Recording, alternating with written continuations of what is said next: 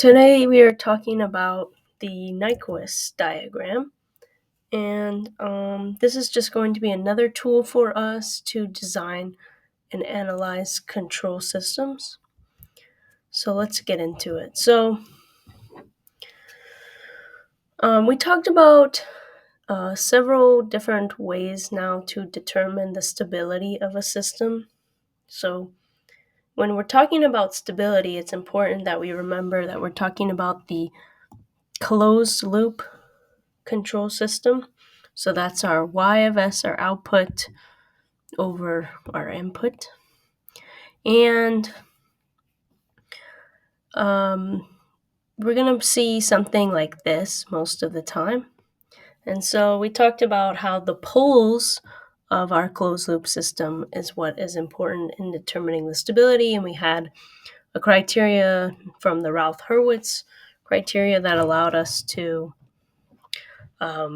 determine the closed loop stability. We also talked about briefly last time the gain and phase margin from a Bode plot.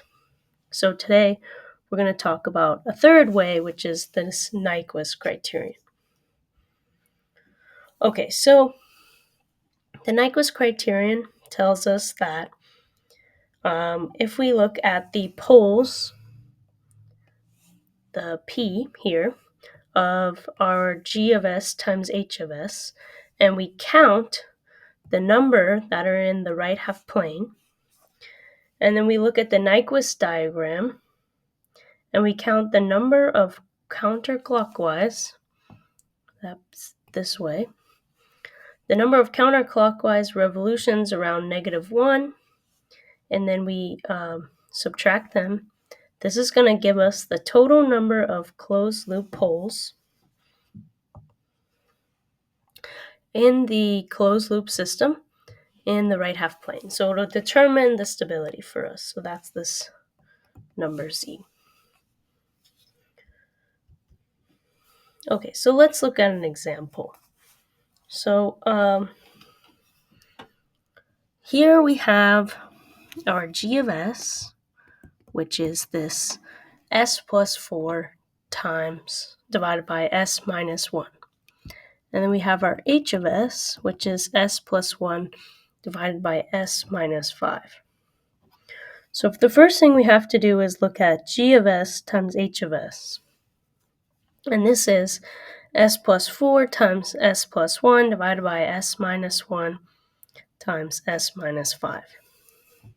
So if we count the number of poles in the right half plane from G of S times H of S, where we have a pole at 1 and we have a pole at 5 on our S plane, then we see that there are actually 2 right-hand poles for G of S times H of S. Now, for the number of counterclockwise revolutions, we have to look at this Nyquist diagram. We're going to talk about how we plot this, but for now, we can count the number of counterclockwise revolutions. So, that's being this right here.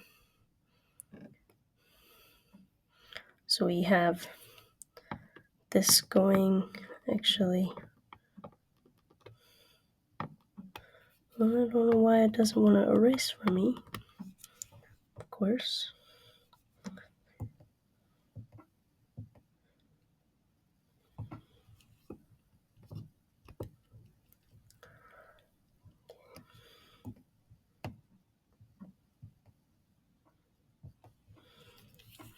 Anyway, so I can't seem to get it to erase. So this is the first revolution, this inside one, and then the second revolution is this outside one. Okay, and then -1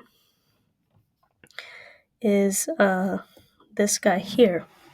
So actually, the Nyquist diagram doesn't make any counterclockwise revolutions around -1 because this would need to be inside of these circles here. So that's why this is appearing as a 0. So then we just plug in for P and for N. So we get 2 minus 0 is 2.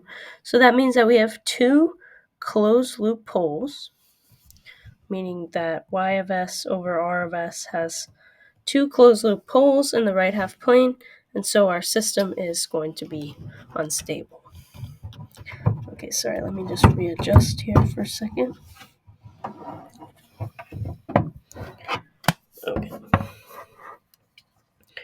Okay, so that's our first example.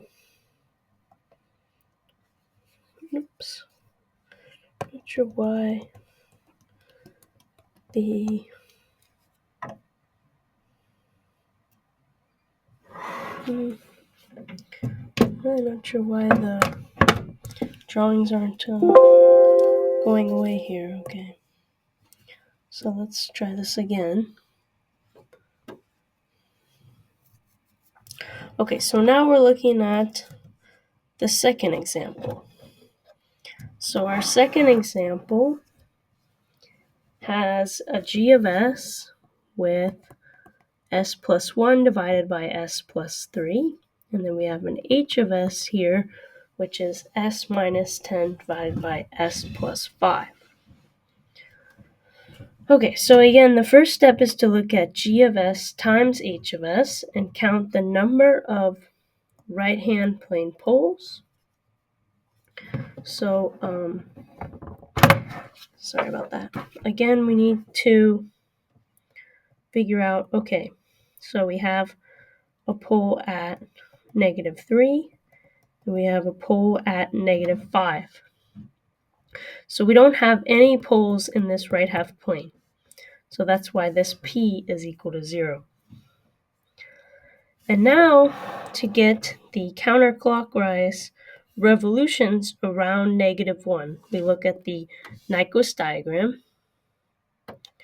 Okay, so actually what we see here is if we follow this guy around, we actually get one clockwise revolution going this way. And if we keep following this whole thing here, we get a second clockwise revolution. So because it's clockwise and not counterclockwise, that's why this negative appears here.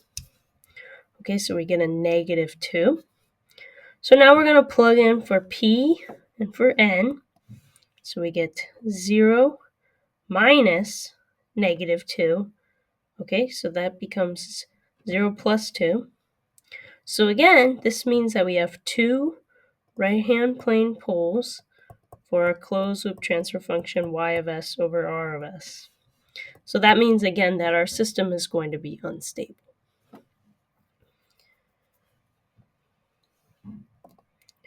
Okay, let's look at the third example. So in this example, we have a g of s, which is s plus 1 divided by s plus 2. And actually, our h of s is the exact same thing. So that means our g of s times h of s is going to be s plus 1 quantity squared divided by s plus 2 quantity squared. So if we look at the right half plane poles, again, of g of s times h of s, we have two poles at -2. So we don't have any poles in the right half plane.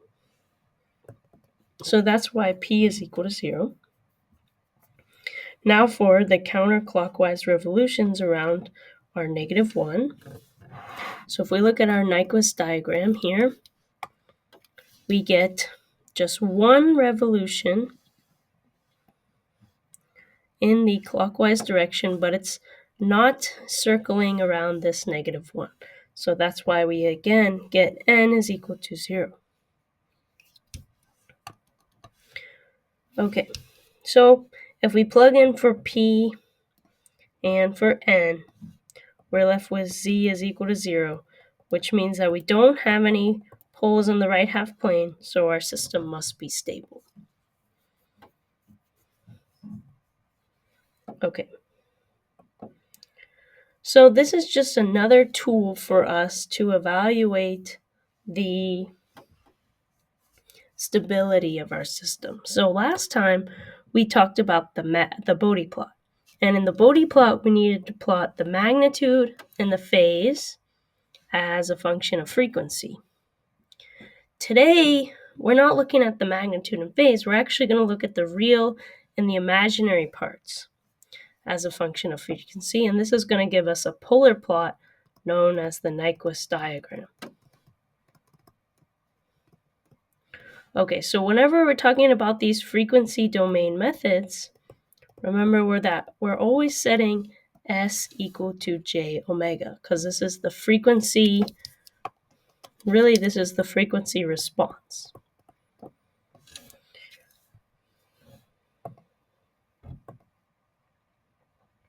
All right, so let's start with an example.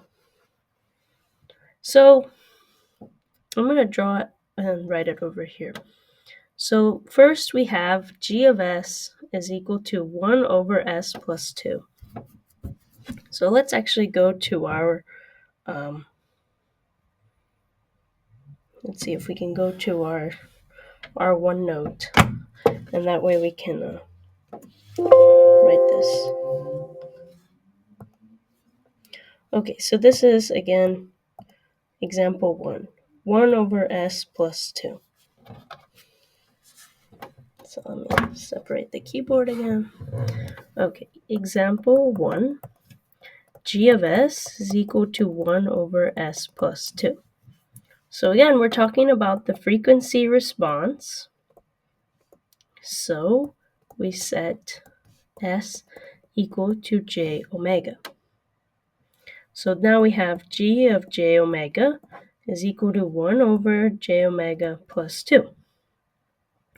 And when we're talking about the Nyquist diagram, we need two things. We need the real part and the imaginary part. So this is different from the Bode plot. Remember the Bode plot, we needed the magnitude and the phase. Okay, so now we're looking for the real part and the imaginary part. So a little different now. Okay, so how we're going to do that is we're going to multiply our transfer function on the top and the bottom by the complex conjugate. So that's the negative part, the imaginary part becomes negative and the real part remains the same. So if we multiply this on the top and the bottom, we get this on the top, 2 minus j omega, and then we get the following on the bottom. 2 j omega times 2 times 2 is 4, and then we have minus 2 j omega, and then we have j omega times negative j omega, so this is going to be negative j omega squared. Okay, so if we simplify this, this is 2 minus j omega, and this is going to be this 2 j omega is going to cancel with this negative 2 j omega. So then we're left with 4 minus, now, j squared omega squared. Okay, and if we simplify this a little bit more, we get this again on the top, and then we get 4, and then recall that j squared is the square root of negative 1 squared, so this is going to give us negative 1. So now we're left with 4 minus negative 1 omega squared. So this just becomes 4 plus omega squared. Okay, and why does this help us? Well, notice on the bottom we have a purely real part. So that means that we can actually separate the real and the imaginary part on the top. Okay, so what do I mean? So the real part on the top is this 2. This is our real part. And this negative j omega, that's our imaginary part. Okay, so how we write this is the following. We have 2 divided by r4 plus omega squared. And then our imaginary part is going to be minus omega divided by 4 plus omega squared. So this is now our real part, and this is our imaginary part. Okay, so if we go back to our slide here, this is exactly what we get here. Okay, so now with this, we're actually ready to plot it. So what we do is we'll actually create a table of real and imaginary values, and then we'll compute the real part and the imaginary part, and we'll plot. This is our real part, this is our imaginary part. And we'll plot that on our diagram. So let me show you how this works. So we have all these different values of omega that we're going to test, just like in our Bode plot, where we're getting the magnitude and phase for different values of omega. Now we're getting the real part and the imaginary part of g of j omega. Okay, so let's pick 0 to begin with. So if we plug 0 into our real part here, so we're left with 2 divided by 4 plus 0 squared. So this gives us 2 over 4, or 1/2. So this is our real part. And now for our imaginary part, we get negative 0 divided by 4 plus 0 squared. So this is just 0. Okay, and so this is going to be the first point on our Nyquist plot. So this is the real part, and this is the imaginary part. So we have, let's say this is our 1/2, and this is 0. So this is our starting point. Okay, and then let's pick, to be consistent, we'll pick 2, which is what our slides picked. Okay, so let me erase this now, and we'll plug in for omega equals 2. So our real part is 2 divided by 4 plus, now our omega is 2, so this is 2 squared. Okay, and this is 2 divided by 4 plus 4, so this is 2 divided by 8, which is 1/4. Okay, so our real part is now 1/4, and our imaginary part, okay, so we have negative 2 divided by 4 plus omega squared, so 2 squared. So this is negative 2 divided by 4 plus 4. So this is negative 2 divided by 8. So this is negative 1/4. Okay, so this is what our table looks like so far. We have the real part is at 1/4. And then the imaginary part, say it's right here, this is at negative 1/4.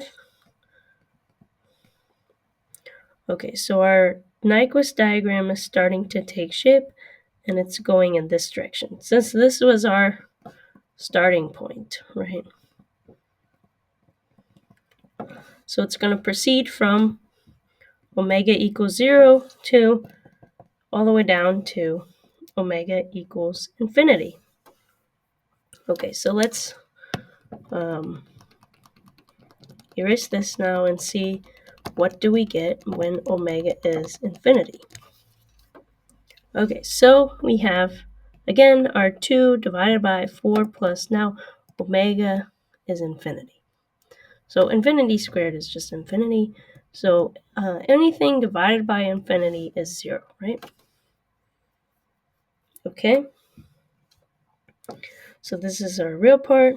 And I just want to double check something here.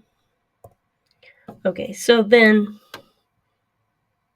now, this is kind of tricky, but we have negative infinity divided by 4 plus infinity kind of like squared. So because we have this squared term on the bottom, this is going to dominate. So instead of infinity, we're going to get, again, 0. So this divided by infinity is going to dominate and give us 0. So now we know that our Nyquist diagram ends at 0, 0. So it's like this. Okay, and it's actually going to be symmetric about the real axis. So we're going to have this dotted line mirroring our Nyquist diagram, just like this. So that's where we get the, I'm sorry, this should go the other way. This should go this way.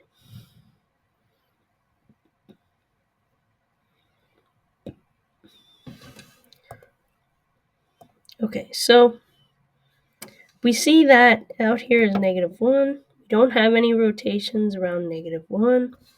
And we don't have any poles for g of s times h of s in the right half plane. So this would be a stable system.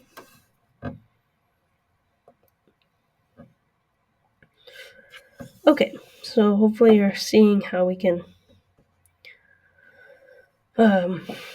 start to get this Nyquist diagram. Okay, let's do a little bit of a more complicated problem.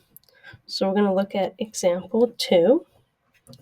And let's go ahead and solve example 2 again in our OneNote.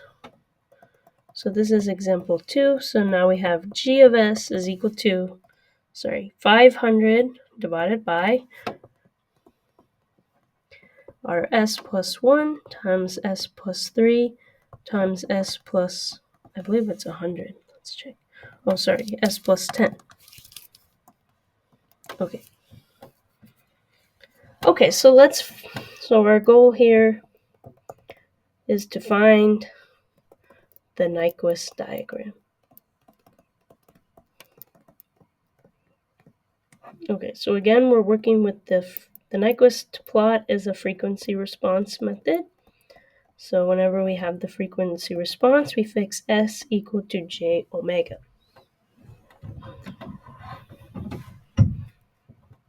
I just want to check that we're still recording. Okay, good. So now we set g equal to g of j omega, and so we have 500 divided by j omega plus 1, times j omega plus 3 times omega plus 10. Okay, so to get the Nyquist diagram, we need two things. We need the real part of g of j omega, and we need the imaginary part of g of j omega. Okay, so to get this, what we need is we need to eliminate the imaginary parts on the bottom. And so we're going to, again, multiply by the complex conjugates. So we have 1 minus j omega, 3 minus j omega, 10 minus j omega. Okay, and we repeat that on the top because when we do that, it's like multiplying by 1. So we're not really changing our transfer function. We're just rewriting it in a different form. Okay.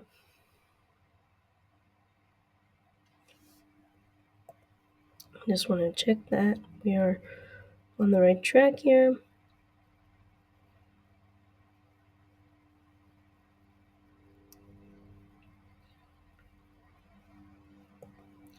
Okay. So now we can multiply this out. So let me move this first. Okay, so we get 500 divided by j omega plus 1 times j omega plus 3. So this is going to be j omega plus 3j omega plus 3 plus j omega squared times j omega plus 10. And this thing is going to be copied down here.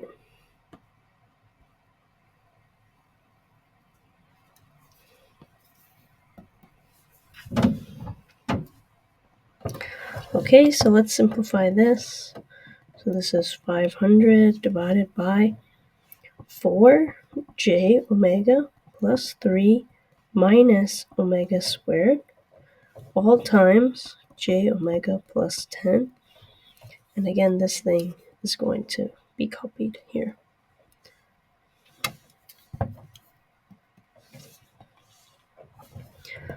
Okay, so now let's go ahead and multiply this out. So we can get 4 times j omega times j omega, excuse me. So that's 4j omega squared plus 3j omega minus j omega cubed. Okay. And now we multiply each term by 10. So we get plus 40 j omega plus 30 minus 10 omega squared.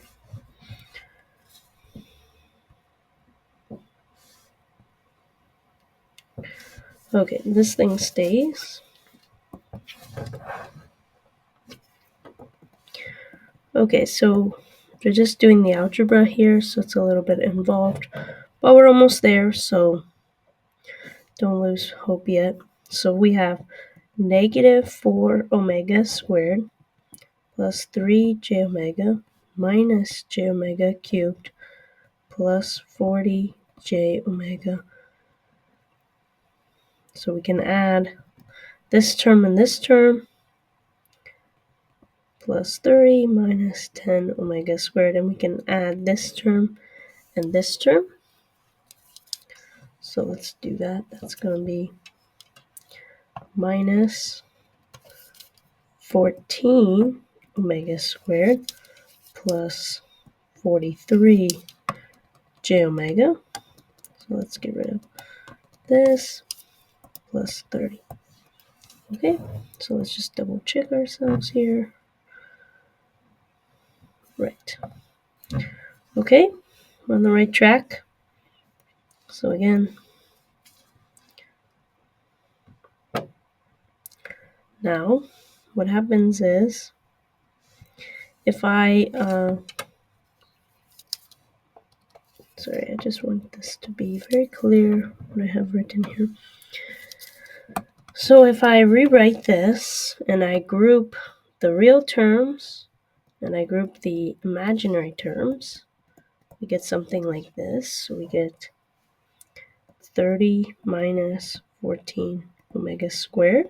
This is the real parts, plus our j times 43 omega minus omega cubed.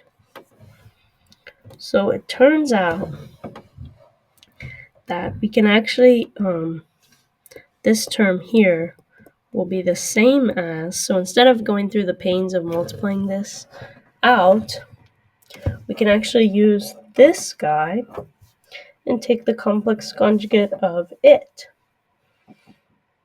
Okay, so if we do that, we get our real part is the same thing. And then we take the opposite sign of our imaginary part. Okay, and we multiply this on the top and the bottom. So you can prove this to yourself that this actually is going to give you the same thing. But I won't do that now.